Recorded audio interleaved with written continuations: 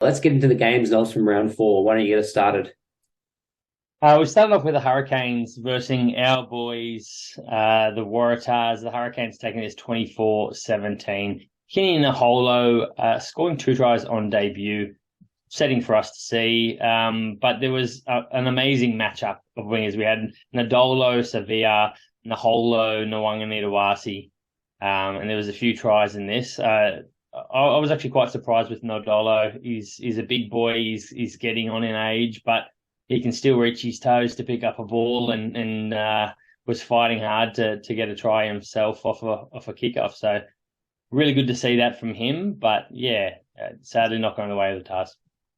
Yeah, I mean, we just were never really in it. Let's be honest, as Tars fans, it was a good start, but the Hurricanes just looked too big, too powerful. I thought Kinney looked nervous to start with, but man, he really turned it on as the game went on. So another Naholo just lighting up the game.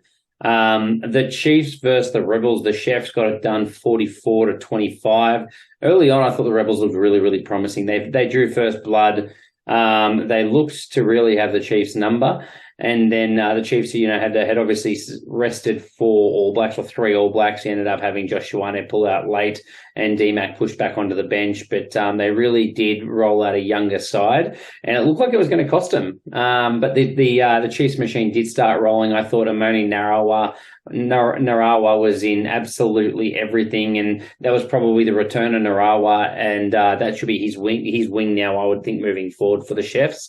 And once again, Shooter Stevenson, he seems to have it on a string at the moment. Everything he touches, every ball he chases, the ball just pops up perfectly for him. He's in some vein of form. He is looking good, that's for sure. Following that, we had the Blues versus the Crusaders.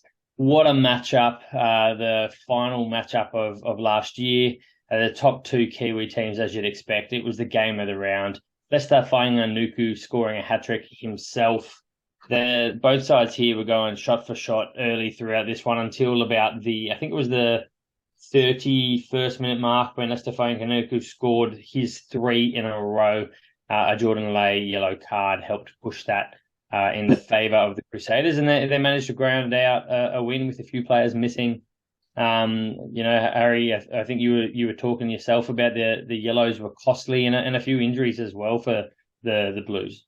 Yeah, I mean, they obviously lost 2 props in the first quarter of the game. So then you get 1 yellow card to a prop, which is not, it happens pretty often, to be honest. It was for a cynical one. So maybe Jordan Lay needed to be a bit smarter there and not actually compete, knowing the risk that was going to happen if they did get a yellow card. But immediately the Crusaders took the scrum, which means the Blues had to lose an extra man, uncontested scrums. They went down to 13 men in that 10-minute period. The Crusaders scored a try there, which was decisive.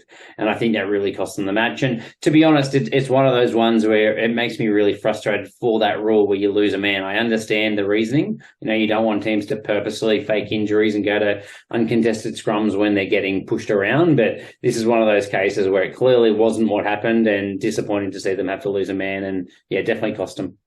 You also got to throw in the fact that, I mean, if they're ending up bringing in a hooker, a back rower, someone else to fill that prop spot, and the scrum's uncontested, it gives them other benefits around the field as well. So sadly, it's just the way it's got to happen in this day and age. The following match after this was the Brumbies taking it to Moana 62-36. And this game was actually relatively tight for maybe 40, 50 minutes or so before the Brumbies started to really put it together, break away. But a try from Miracle, his own miracle try from an intercept to start the game. I'm pretty sure it was, very early. I don't know if it was, very, very quick to reach them. But yeah, the Brumbies just developed, a bit more of a strategy and worked their way into this game throughout the 80 minutes. And as always, their rolling maul is always impressive, but Moana was pretty impressive too in that field. Yeah, I don't know. You were having a big blow up. That Rhymer kept stealing those rolling maul tries as well. So fantasy footy days, mate, you got the win anyway. So I don't know why you're complaining, but I'm sure that wasn't a plan. Did you hear him get interviewed after the match? They said it's normally the hooker scoring. Why was it ending up being you? You got yourself two. And he goes, oh, we don't want to give away all our secrets. Basically meaning I'm a hog and I don't want to pass the ball back. I want to score the tries. Right, that's what it was. That's what it was. Yeah. I mean, You didn't want to say that. if that is a secret, though, a secret play, mate. All of a sudden, all the fantasy managers holding Brumbies hookers are going to be very, very nervous. It's not a secret play. It makes no sense absolutely whatsoever. No one's going to reach past him. Highlanders versus the Force. The Highlanders got up 43-35. A tight-fought contest. The Highlanders lost a number of players in the warm-up. Shannon Frizzell doing his groin. I know Len Chairs, Connor Garden Bash both pulled pre-game as well. They had 4 debutants and they still managed to win this game. The Force should have done better. This was a huge opportunity for them. The Highlanders have been belted each week so far in the competition, and yet they managed to get it done 43-35. Really, it was the Highlanders pulled away in the second half and the Force just kind of clawed it back late with a couple of late tries to really make it look closer than it probably was in the end. And look, the biggest thing for me in this one is both teams' line defense was atrocious. It looked like if they got one quick ruck, the next play, there was no way the opposition was going to actually have the men in the defensive line to stop someone just running over, jogging over on an unders line. I think it's a red flag for those two teams against pretty much anyone else in the competition. Yeah, teams are just walking over. The last 3 minutes, there's 3 tries or something, and they were pretty poor. Like, there was nothing special about it. If they held the ball, they were going to score a try.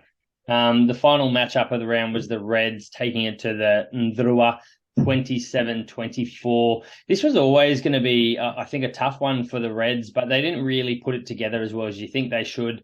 They started really strong. They broke away early in the game, and then Ndrua scored 3 towards the back end of the match to really bring this game back into a really quite tight finish, with Estefa Marcy scoring in the 70th minute before it being converted to only be 3 points in it for the last 10 minutes. So that was threatening for them. And the Ndrua always looked dangerous with ball in hand. So it was really on the line and they had a chance to take the win, but the Reds managed to close it out.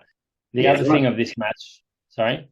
I was going to say, it's one of those ones where I'm just never a fan of a team that's getting pasted, that comes back late. You know, there's the same for the Force and Dura as well. The other team switches off a little bit. It's not probably as competitive as what it should have been. The Reds let it slip. I thought they let it get away from them a little bit at the end there. Yeah, there was 33 penalties in this one, which is just poor quality as well. It was at times, I hate saying this about rugby matches, but at times it was a tough watch. Yeah, I was prepping the casualty ward at the time, and I kept tuning out, and it was just stop-start the whole time. I think there was something like 18 knock-ons or handling errors or something, because it was just crazy. Anyway,